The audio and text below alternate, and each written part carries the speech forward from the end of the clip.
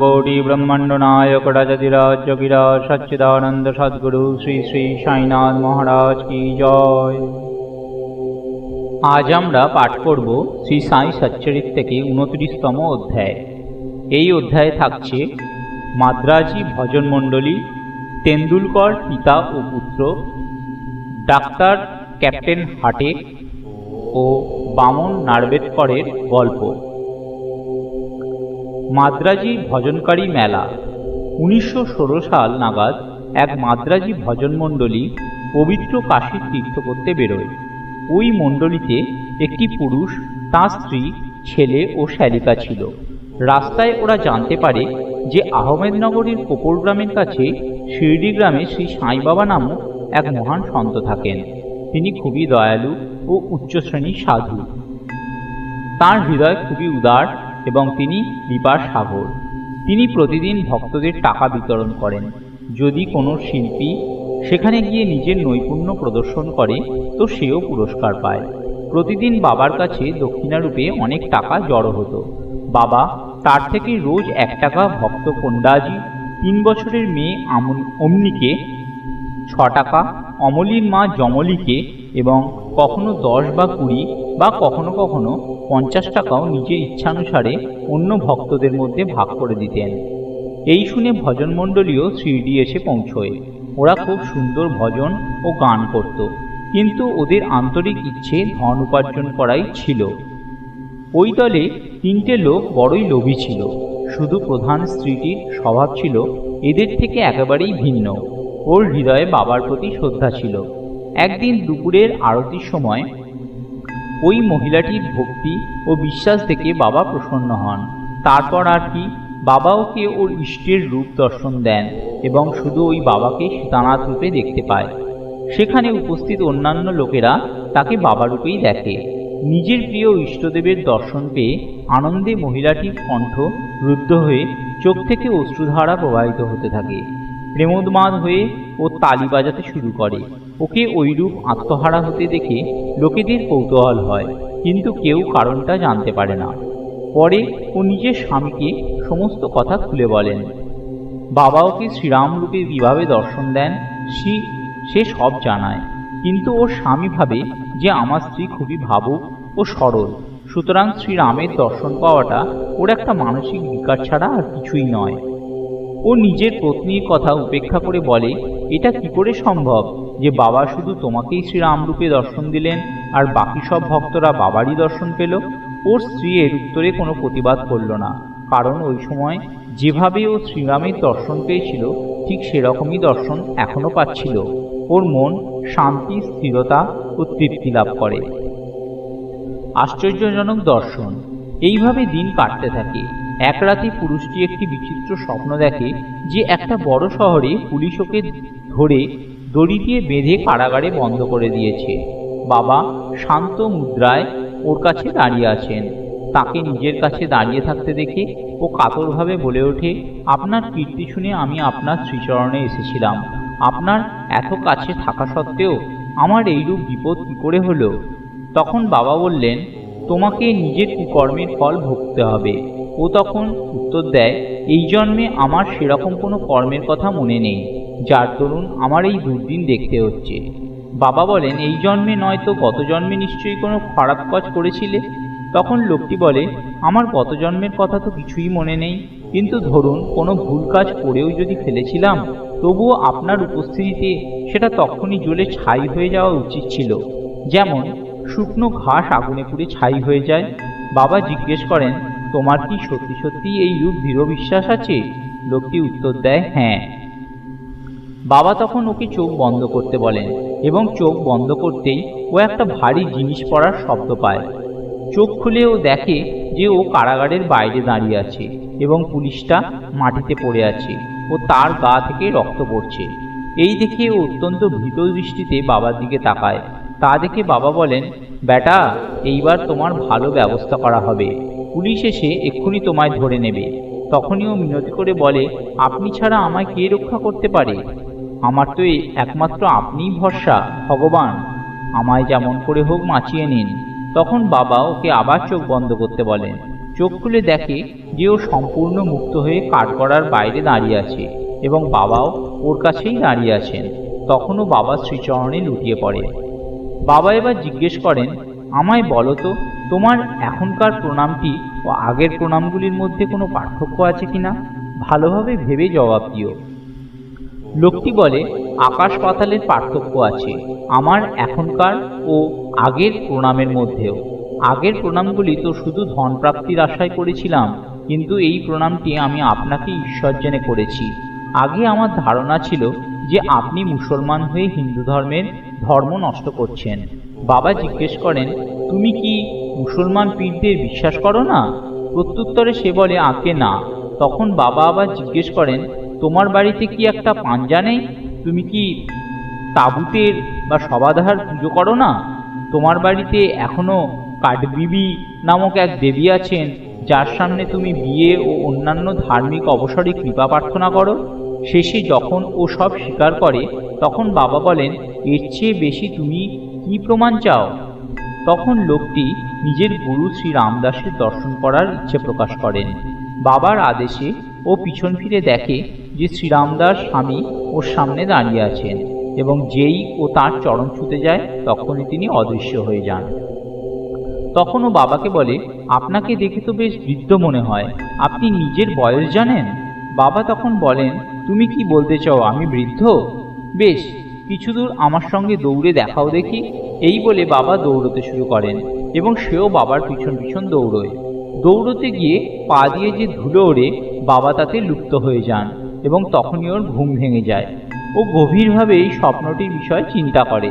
ওর মানসিক প্রবৃত্তিতে সম্পূর্ণ পরিবর্তন দেখা দেয়। এবার ও বাবার মহানতা বুঝে গিয়েছিল।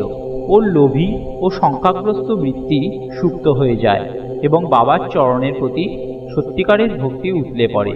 ওটা ছিল তো মাত্র একটা স্বপ্ন, কিন্তু তার প্রশ্নোত্তরগুলি বেশি গুরুত্বপূর্ণ। পরের দিন যখন সবাই মসজিদে আরতির জন্য একত্রিত হয়, তখন বাবা ওদের প্রসাদ রূপে প্রায় 2 টাকার মিষ্টি ও নগদ 2 টাকা দিয়ে আশীর্বাদ করেন।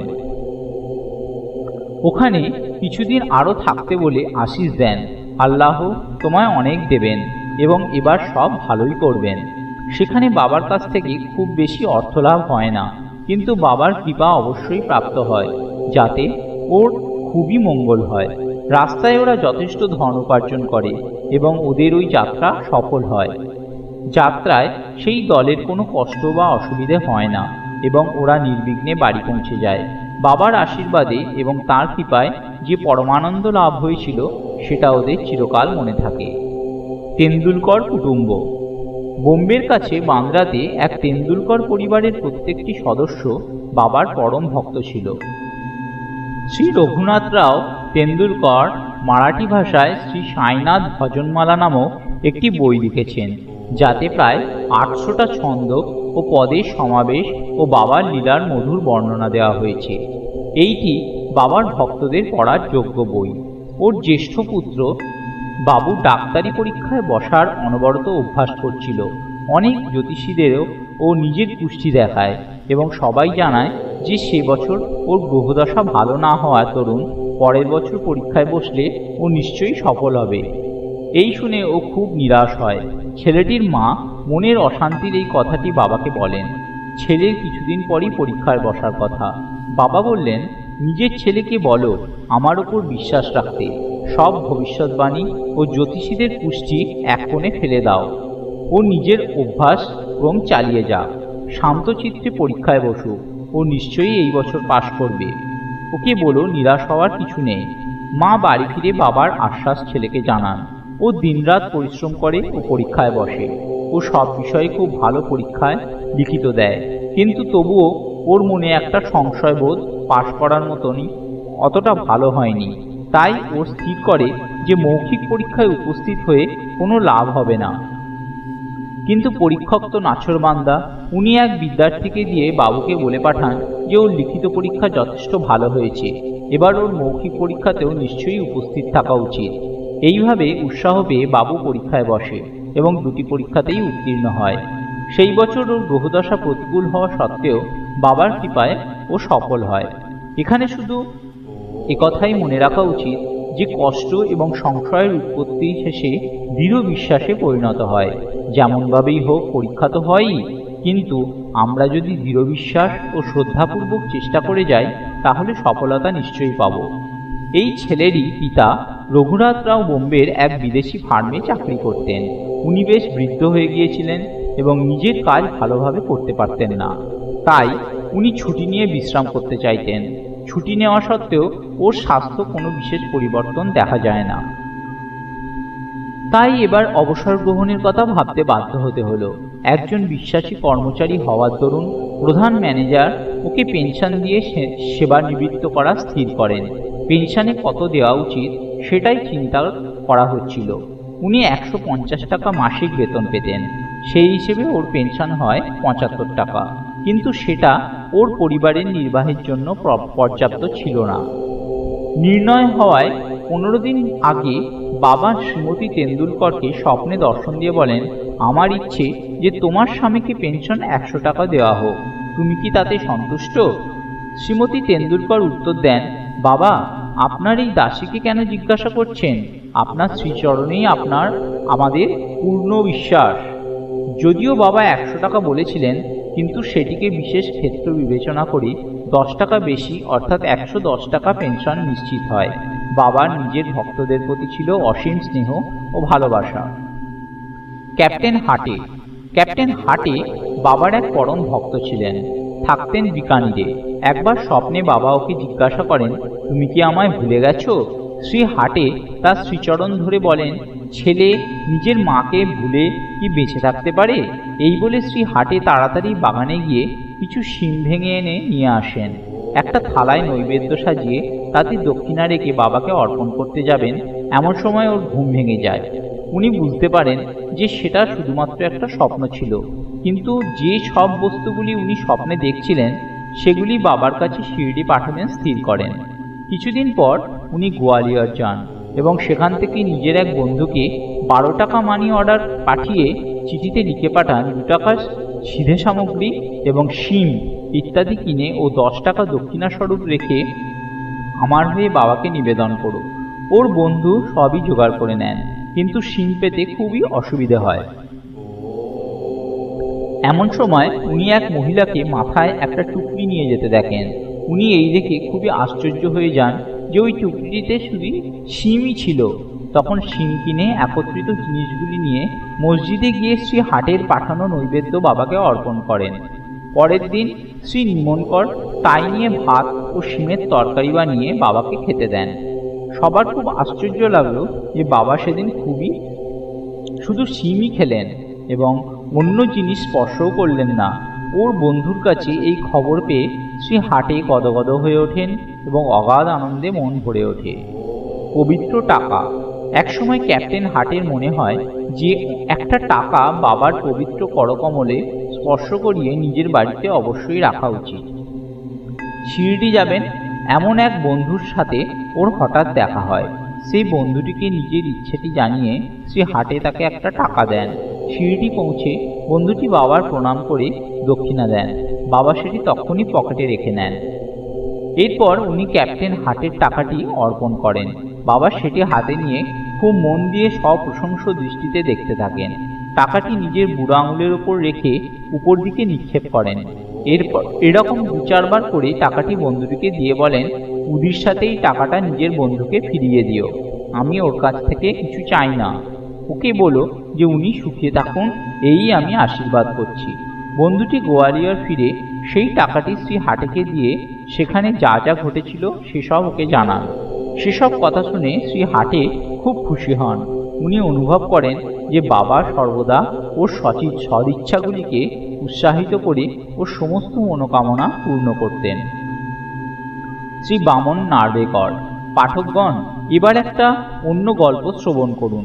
এক মহাশয়ের নাম বামন নার্বেকর সাঁইচরণে প্রগাঢ় প্রীতি ছিল। একবার উনি একটা এমন মুদ্রা আনেন যার একদিকে রাম, লক্ষ্মণ ও সীতা এবং অপরদিকে করবদ্ধ মারুতির চিত্র আঁকা ছিল। উনি এই মুদ্রাটি বাবাকে এই ভেবে অর্পণ করেন যে তিনি সেটি স্পর্শ দ্বারা পবিত্র করে উদির সাথে ফিরিয়ে দেবেন, কিন্তু বাবা সেটা তখনই পকেটে রেখে দেন। শ্যামা বামনরাওয়ের ইচ্ছেটি জানিয়ে মুদ্রাটি ফিরিয়ে দিতে অনুরোধ করেন। তখন উনি বামনরাওয়ের সামনেই বলেন, এইটি ওকে ফেরত না দিয়ে আমাদের কাছেই রাখবো। যদি উনি এর বদলে 25 টাকা দিতে রাজি থাকেন তাহলে আমি এটা ফিরিয়ে দেব। মুদ্রাটি পাওয়ার জন্য শ্রী বামনরাও 25 টাকা জোগাড় করে বাবাকে দেন। তখন বাবা বলেন, এই মুদ্রার মূল্য তো 25 টাকার থেকে অনেক বেশি। শ্যামা, তুমি এটি নিজের ভাণ্ডারে জমা করে নিজের দেবালয়ে প্রতিষ্ঠিত করে এর নিত্য পূজা করো। কেউ সাহস করে জিজ্ঞেস করতে পারেন না যে তিনি এমনটি কেন করলেন। এ তো শুধু বাবাই জানেন যে কার জন্য কখন কি উপযুক্ত। এই সাথেই শেষ হলো আজকের স্বাধ্যায়। ওম অনন্তকোটি ব্রহ্মাণ্ড নায়ক রাজাধিরাজ যোগীরাজ সচ্চিদানন্দ সদ্গুরু শ্রী শ্রী সাইনাথ মহারাজ কি জয়। সমস্ত দর্শক ও শ্রোতা বন্ধুরা, আগামী দিনে এই ধরনের পাঠ আরও পেতে অবশ্যই সত্যের সন্ধান চ্যানেলটিকে সাবস্ক্রাইব করুন ও পাশে থাকা বেল আইকনটি অবশ্যই ক্লিক করবেন। নমস্কার।